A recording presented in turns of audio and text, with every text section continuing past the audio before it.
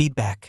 The word itself can evoke a range of emotions, from apprehension to excitement, or even dread. Often, it's seen as a necessary evil, a moment of judgment rather than an opportunity for growth. But what if we could reframe our relationship with feedback? What if we could master the art of both giving and receiving it, turning potential conflict into powerful progress and genuine understanding? Welcome to Mastering Feedback, a skill so vital it can accelerate your personal development and strengthen every relationship. Why is feedback so challenging? Our brains are wired for self-preservation, often interpreting criticism as a threat. This feedback paradox means we instinctively resist the very thing that helps us grow. Yet, in every aspect of life, from personal relationships to professional careers, feedback is the fuel for improvement. It's how we learn what's working, what's not, and how we can adapt. Without it, we operate in a vacuum, repeating mistakes and missing opportunities for development. Effective feedback isn't about finding fault. It's about fostering growth, building stronger teams, and cultivating self-awareness. It's the mirror that shows us our blind spots and illuminates the path forward. When giving feedback, precision is paramount. We'll use the powerful SBI-Plus model. The first step is situation. Clearly describe when and where the behavior occurred. This grounds your feedback in reality and removes ambiguity. Instead of saying, "You're always late," which is vague and accusatory, try, "During yesterday's team meeting at 10 a.m., or "When you presented the Q3 report last Tuesday." Providing this specific context ensures the receiver knows exactly what you're referring to, making the feedback feel less like a personal attack and more like an observation of a specific event. Next, describe the behavior. This is about stating the observable actions, not your interpretations or judgments. Focus on what you saw or heard. Following our example, you might say, "You interrupted Sarah twice while she was speaking," or "Your report contained 3 factual errors on page 5. Avoid loaded language or assumptions about intent. Stick to the facts. This objective description prevents defensiveness and keeps the conversation focused on the behavior itself, which is something the person can actually change. The third step is impact. Explain how the behavior affected you, others, or the situation.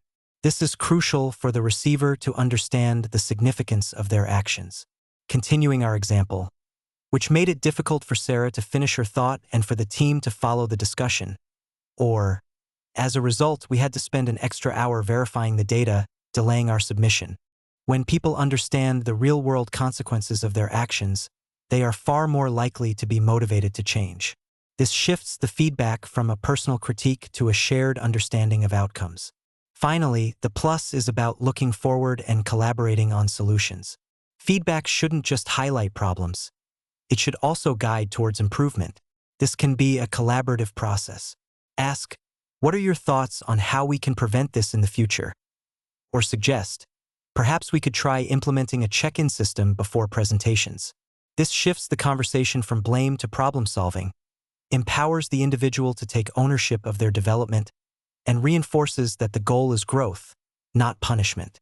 Receiving feedback can be challenging, but it's equally crucial for growth. Adopt an open mindset.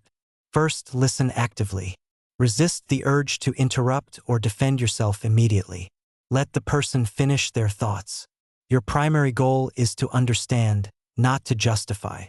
Second, ask clarifying questions. If something is unclear, ask for specific examples or further explanation. "Can you give me a specific example of when I did that?" Or, "What would have been a better approach in that situation?" This shows you're engaged and genuinely trying to understand, and it helps you gather actionable data. Third, thank the giver, reflect, and decide. Express gratitude for their input, even if it's tough to hear. Then, take time to reflect on the feedback before deciding how to act on it. Not all feedback needs to be implemented, but all feedback deserves consideration. Remember, feedback is a gift, even when it's wrapped poorly. Think of feedback not as a one-time event, but as a continuous loop. You act, you receive feedback, you adjust, and then you act again with improved understanding. This iterative process is what drives true mastery and innovation. To cultivate a healthy feedback culture, Encourage regular, informal check-ins. Move beyond the feedback sandwich, which often dilutes the message, and instead practice direct, kind, and specific communication. Build psychological safety where people feel comfortable both giving and receiving honest input. By embracing this loop, both givers and receivers contribute to a culture of continuous learning and excellence, transforming workplaces and relationships into engines of growth. Mastering feedback is a powerful skill that can transform your personal and professional interactions. By giving feedback that is specific, impact-focused, and solution-oriented using the SBI-Plus model, and by receiving it with an open mind and a willingness to learn, you unlock immense potential for growth. Embrace feedback as a gift, and watch yourself and those around you flourish. If you found this video helpful, please like, share, and subscribe for more insights on essential skills. And tell us in the comments, what's your biggest challenge when it comes to giving or receiving feedback?